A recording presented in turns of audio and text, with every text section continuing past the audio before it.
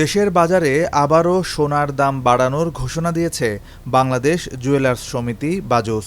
নতুন এই মূল্যবৃদ্ধির ফলে ভালো মানের বা ২২ ক্যারেটের এক ভরি সোনার দাম আবারও ২.৫ লাখ টাকা ছাড়িয়ে গেছে।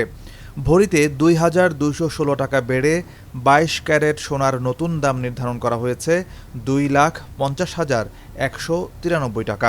সোনার পাশাপাশি রূপার দামও উল্লেখযোগ্য হারে বাড়ানো হয়েছে। ১৫ এপ্রিল সকাল ১০টা থেকে সারা দেশে নতুন এই দর কার্যকর হয়েছে। BAJUS standing committee on pricing and price মনিটরিংয়ের এক জরুরি সভায় স্থানীয় বাজারে তেজাবি স্বর্ণ ও রূপার দাম বাড়ার কারণে এই সিদ্ধান্ত নেওয়া হয়। নতুন দর অনুযায়ী ২১ ক্যারেটের প্রতি ভরি সোনার দাম নির্ধারণ করা হয়েছে ২,৩৮,৮২০ টাকা। এছাড়া ১৮ ক্যারেটের প্রতি ভরি সোনা ২,০৪,৭০৩ টাকা এবং সনাতন পদ্ধতির প্রতি ভরি সোনা ১,৬৬,৭৩৭ টাকায় বিক্রি হবে। সোনার পাশাপাশি রূপার দাম ভরিতে ৩৫০ টাকা বেড়ে ২২ ক্যারেটের প্রতি ভরি রূপা এখন ৬,০৬৫ টাকায় দাঁড়িয়েছে। এছাড়া ২১ ক্যারেট রূপা ৫,৭৭৫ টাকা, ১৮ ক্যারেট ৪,৯৫৮ টাকা এবং সনাতন পদ্ধতির রূপার দাম ৩,৭৩২ টাকা নির্ধারণ করা হয়েছে।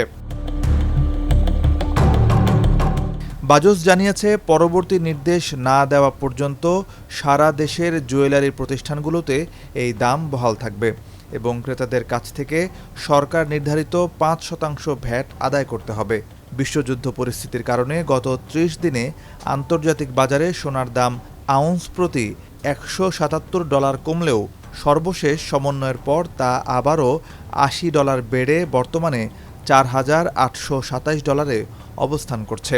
বিশ্ববাজারের এই ঊর্ধ্বমুখিতার প্রভাবেই মূলত দেশের বাজারে দাম বাড়ানো হলো। এর আগে ৯ এপ্রিল সোনার দাম ভরিতে ৪,৪৩২ টাকা কমানো হয়েছিল।